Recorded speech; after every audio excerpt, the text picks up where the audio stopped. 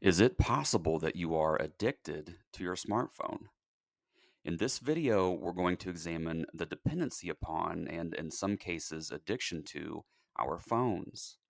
This is a very real problem a great number of us are facing today with very real and very serious consequences. Join me for this eye opening and empowering discussion as we examine how to let go of dependency on our phones.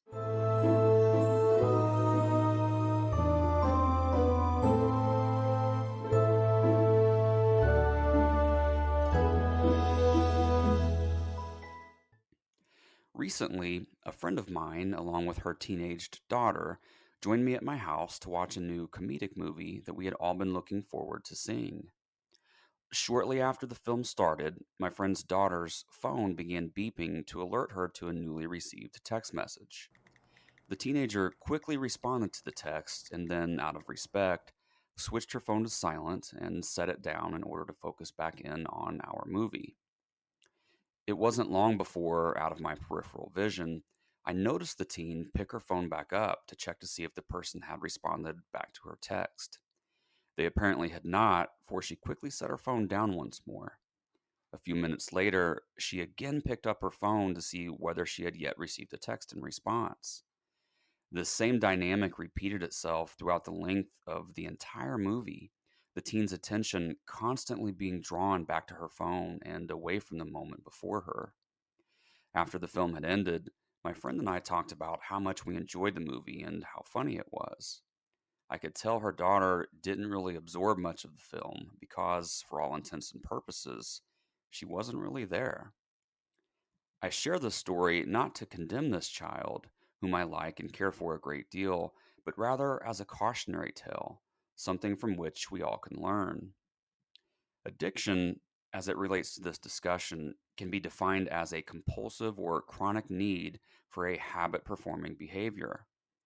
While some may scoff at the notion of being addicted to our phones, consider the following questions. Is it difficult for you to be away from your phone? Okay, I cannot have my phone. I'm sorry. I want to be with my phone.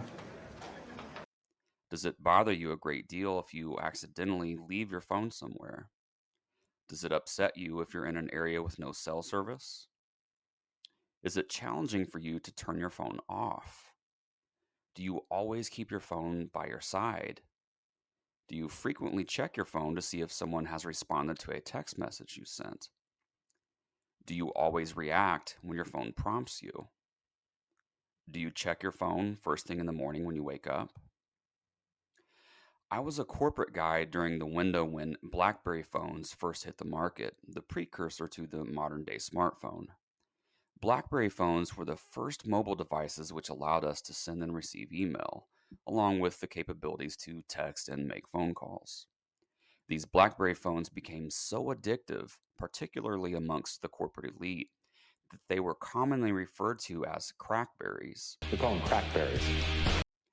I experienced this phenomenon firsthand, and with my new BlackBerry phone, I found myself always available, always accessible, and always on. I was essentially owned by this device. Years later, when I left the corporate world, I promised myself I would never again allow myself to become a slave to technology. If you answered yes to any of the aforementioned questions, it may be of benefit for you to reevaluate your relationship with your phone. When we react every time our phones prompt us, we grant our devices control over ourselves. If we are constantly checking our phones, such as in the case of my friend's daughter, we gradually lose touch with the present moment. We are neither fully here in this moment, nor are we fully there in the electronic communication. We're essentially in a lost limbo like state. It's neither there nor here or anywhere. When we perpetually anticipate a text or some form of notification from our phones, it can cause us to lose appreciation for the moment we're presently experiencing.